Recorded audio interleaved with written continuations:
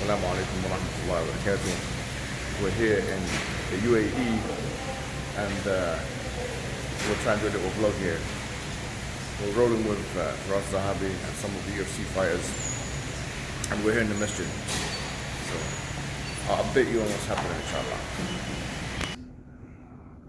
It's a beautiful architecture here. Hamza, what do you want to say to the camera? You are beautiful architecture. That's right. I mean, you speak the truth. Firas here. Salam. How you finding it? How you finding the mission and architecture? I'm really amazed. Unbelievably amazing. Beautiful, incredible. How about you, Nuruddin? Yeah. Never seen something UFC like fighter. How you finding it? He humbled me a lot. This place is It's nice, it's huh? amazing. Yeah, the finest. Beautiful. I think I'm in love. A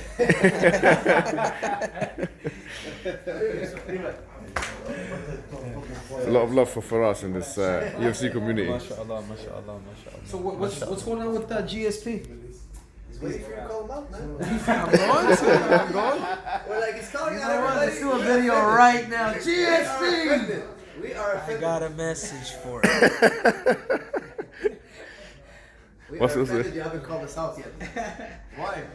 What's wrong with us? No, I'm slipping, man. I'm slipping. This is Canadian wrestling is very different than American wrestling. Much more intense. Polar bears, we don't have polar bears in Canada. In America, you guys wrestle grizzly bears.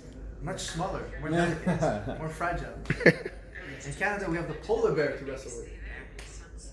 But you guys don't make it into the Olympics. You don't do well in the Olympics that well, do you? That's not real fighting. No, but you guys do. Like, Gia is a dude that I used to look up to, man. This is the UFC room.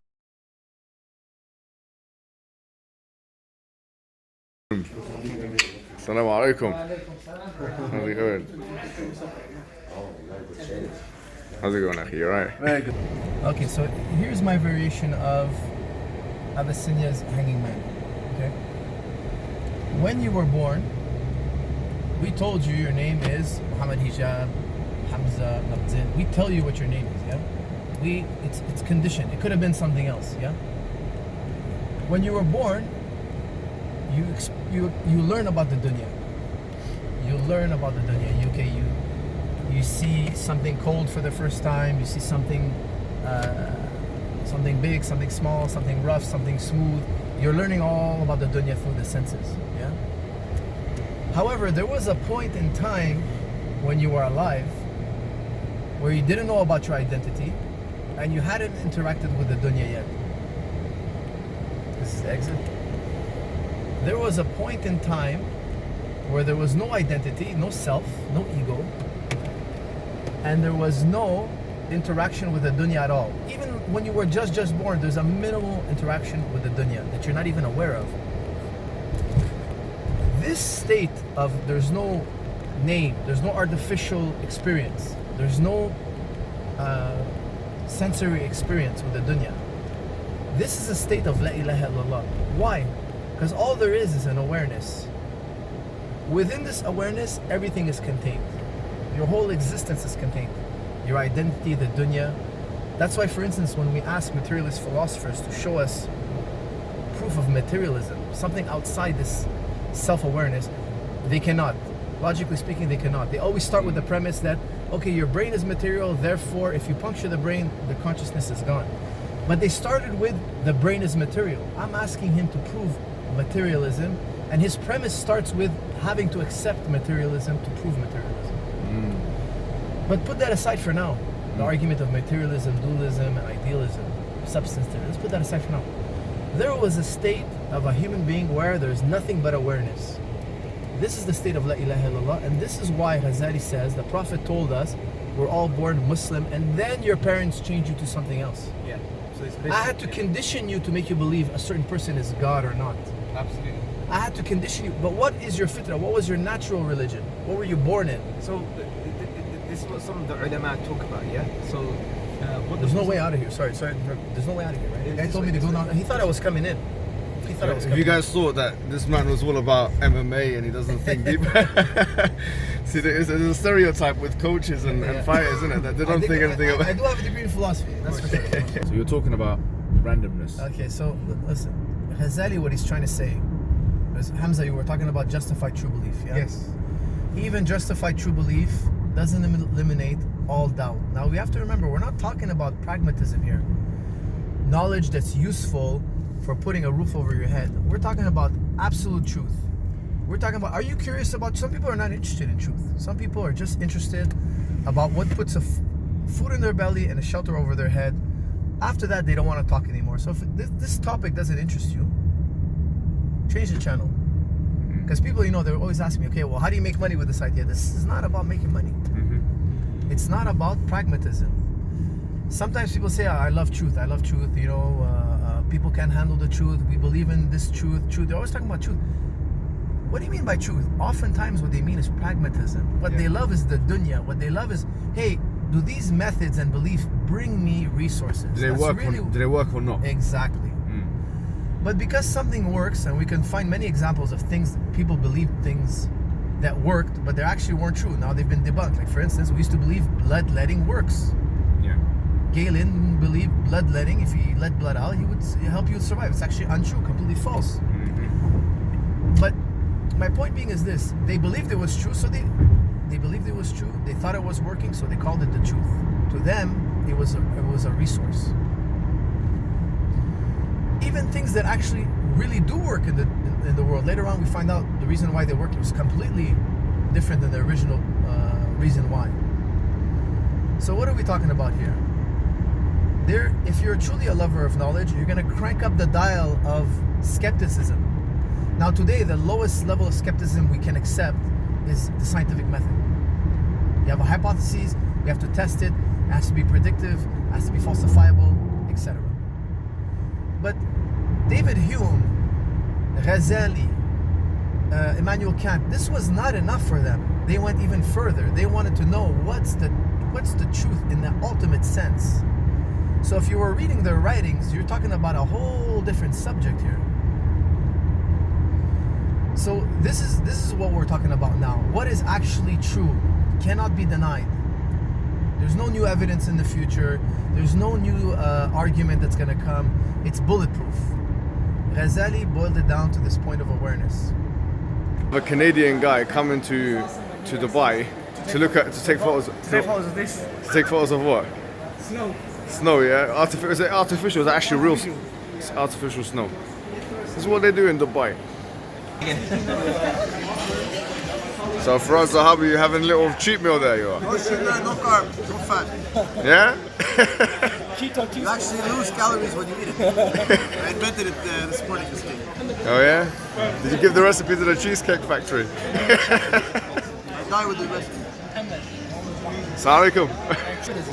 So go and tell us what your son said. Well, I was talking with my kids in the car. Was when we drive to the gym, you're gonna find this weird, but we do silence, no talking, no music, nothing. No iPads, just reflection. So we do it on a regular basis. We go to the gym almost every single day. So one day my son, my 8-year-old son, he's actually 7 at the time, he's like, Papa, you interrupted the silence. Like, yeah? I'm like, yeah? He's like, I want to ask you something. He's like, I want to tell you something. I'm like, yeah. He says, everything happened because of something else. He's telling me, past events led to this event. And then he told me... And your son is like 8 years old, 8 yeah? years old, but he was thinking really deeply about, That's what happens when you have a philosopher as a father, is it? And then he said to me, and everything's gonna be okay. And I was like, what I can tell you, he has this innate sense, like everything's okay. Everything is okay. Everything's gonna be okay. I was really amazed because you know what? They haven't had the time to be influenced by their environment as much as us, or indoctrinated, or schooled in a school of thought. These are just as natural thoughts surfacing. It's incredible. So that's the importance of reflection, yeah? Yeah, absolutely. You discover yourself a lot. Like when you sit in silence for a prolonged period of time. Some people cannot stand silence.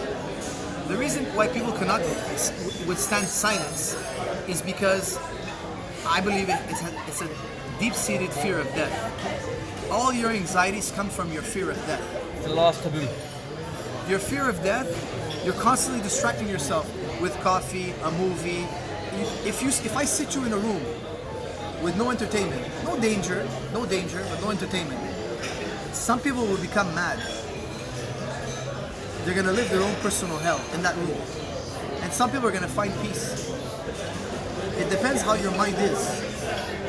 But people who are constantly trying to distract themselves, they're running from a particular hell. Quietude, silence, when being with yourself is insufferable. You can't stand yourself. There are some people, they cannot have peace. Some people, they call them intrinsic. They can't stop talking and making noise, and it's a non-stop concert. Those people, in my opinion, are uncomfortable with themselves and the idea of death, because the second things are calm, you're gonna start having deep thoughts. When you have deep thoughts, one philosopher put it best. He said, don't think deep, don't do philosophy if you don't want to see yourself. You look at yourself, because you're gonna see some type of ugliness, and you're gonna have to deal with it. That's why some people, they're so preoccupied, they never want to have these kind of intrinsic experiences, internal experience, because they cannot stand themselves. This is the truth. If you look at all the sages, the prophets, the wise men, they all had times of seclusion. The prophet in the cave, Jesus in the wilderness, Buddha under the tree. There was always a period of time of intense solitude. That's deep, man. Introspection. Tesla, Isaac Newton, even every single culture, there was a time where there was profound solitude.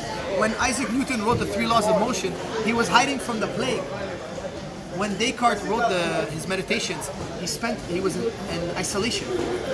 He spent alone in the cabin. They were all running from the plague, disease.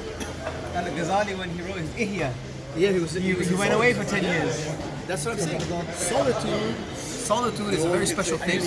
Do leg of lamb. I thought this guy was a vegetarian. Let's talk about leg of lamb. What does boti mean? I don't know. You got the man here. You got the translator here. This is dirham, yeah? Mixed platter, and it comes with rice or no rice? Okay. Which is the best rice? Okay.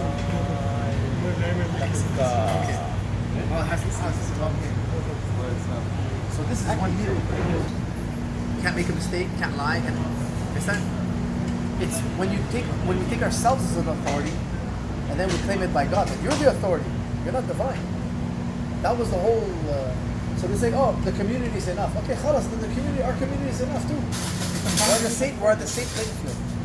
And then the irony is, so just for the benefits of the tape, so when we're talking about the criteria for canonicity, which is that the priests come together and they want to canonize the Bible, they want an authoritative text. The main criteria is that it's going to be the revelation of the text or the canon of the Bible if it agrees with our teaching. But the whole point of canonization is that they have to find a text to derive evidence for their beliefs, values, etc. So you see the secular argument. As opposed to saying what's authentic. That should be the This is only how they question. reply sometimes. Oh, but the Holy Spirit was working. The Holy Spirit was working. They say the Holy Spirit was working. Then I have another argument. Okay, where do you get the idea and the concept of Holy Spirit from? The Bible. Then you're back into that vicious cycle. So this is the end of our trip in Abu Dhabi. We had some strategic meetings. We did some important things. We saw some important people. From 5 Bloods. So this is it. We've had some really interesting conversations for us. How do you think we went? Why he's one of the most, I said to Hamza, he's one of the most inspirational. You think that someone who's involved in MMA, it's a wrong stereotype. You don't think that someone is that philosophical, deep, but very simple in his language. That's one of the parenting advice he gave. It's spiritual advice as well. Allah preserve him, he's a good brother. No. To be fair, not many people can specialize in 2 areas like that. No, definitely. And, His depth in the Ghazali's take on many things was profound as well. It's wicked. Really, really wicked. anyways, guys,